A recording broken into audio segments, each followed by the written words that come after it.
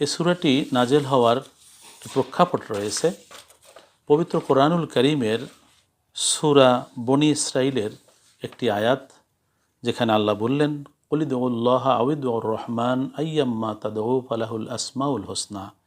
এর অর্থ হচ্ছে, তোমরা আল্লাহকে ডাকো আল্লাহ বলে বা রহমান বলে, তার রয়েছে সুন্দর সুন্দর নাম। তখন মক্কার কুরাইশ কাফেররা বলল যে রহমান আবার কে? আরব সমাজে পরিচিত ছিল মুসাইলামা, ইয়েমেনের অধিবাসী, যে পরবর্তীতে ভণ্ড নবুয়তের দাবি করে।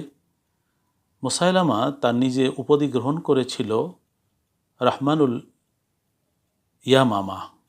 ইয়ামামার দয়া হিসেবে। তো তারা বলল যে এটি তো মুসাইলামার উপাধি, কিন্তু মুহাম্মদ সাল্লাল্লাহু আলাইহি ওয়াসাল্লাম যে এই রহমান বললেন সেটি আবার কে?